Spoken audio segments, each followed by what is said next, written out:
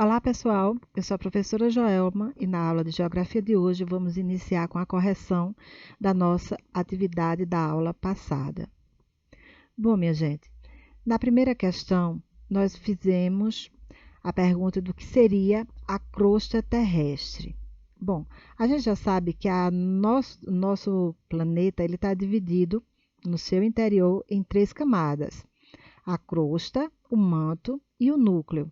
E a crosta terrestre seria a parte mais externa, onde estão apoiados os continentes e os oceanos, e aonde nós encontramos todos os recursos naturais existentes. Então, a resposta da primeira questão seria a letra D.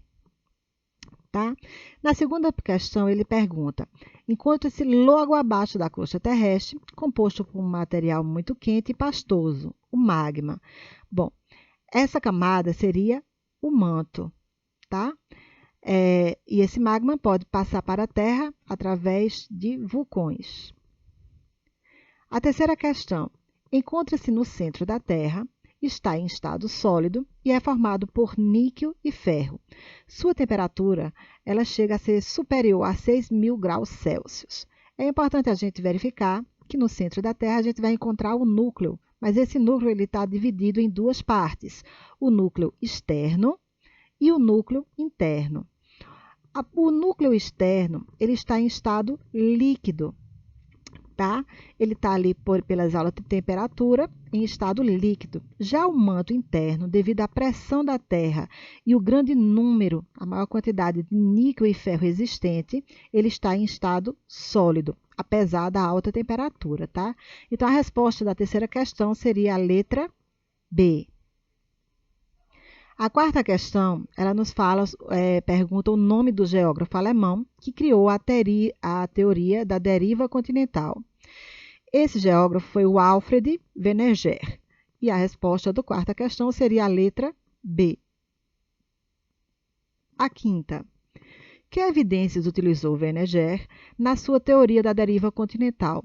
Wenerger ele utilizou como argumento para ser aceito a sua teoria de que o continente, ou seja, o continente americano e o continente africano, ele se encaixaria como se fosse uma peça de quebra-cabeça.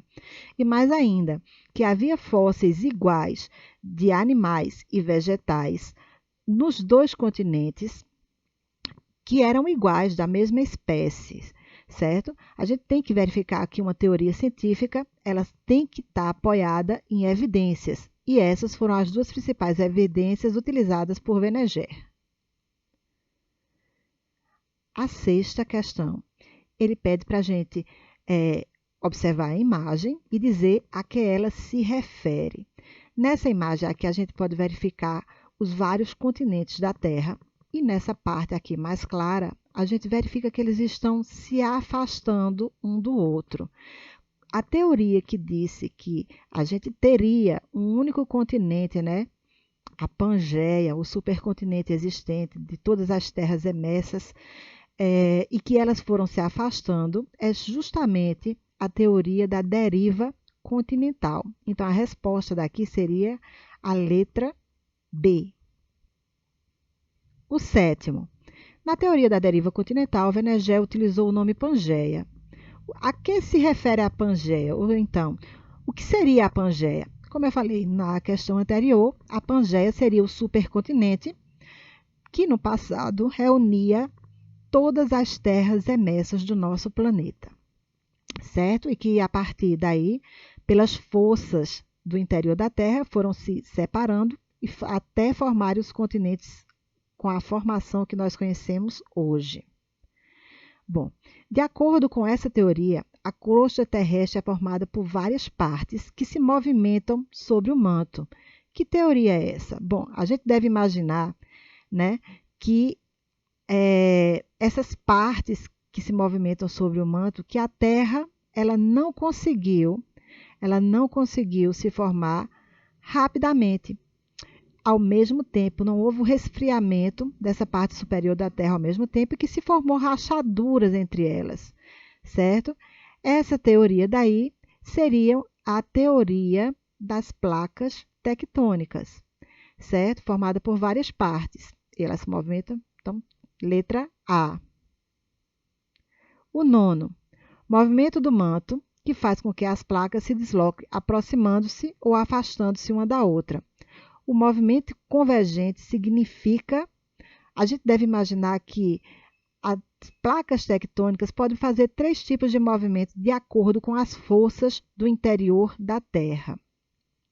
Elas podem fazer o movimento de encontro uma com as outras, e esse daí seria o movimento convergente, quando ela bate uma nas outras e pode formar montanhas, e pode causar terremotos, e pode causar o aparecimento de vulcões, certo? Elas podem se afastar uma da outra, ou elas podem simplesmente deslizar uma com a outra, tá? Mas no nono ele pergunta, o movimento convergente, o que ele significa? É justamente quando as placas tectônicas elas se chocam uma com a outra e pode formar grandes cadeias de vulcões, terremotos e até vulcões. No 10º, há situações em que as placas apenas se movimentam paralelamente, sem alterar muito a outra.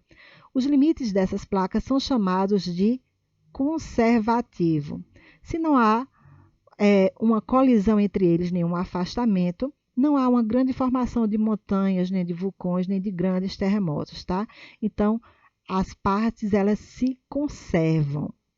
Já se eles estivessem se afastando, embora não tenha nenhuma pergunta, o movimento de afastamento das terras que dão origem aos vulcões, por exemplo, porque liberam magma do interior do manto, né, para a superfície, é chamado de movimentos divergentes. Bom, pessoal, terminamos a nossa correção.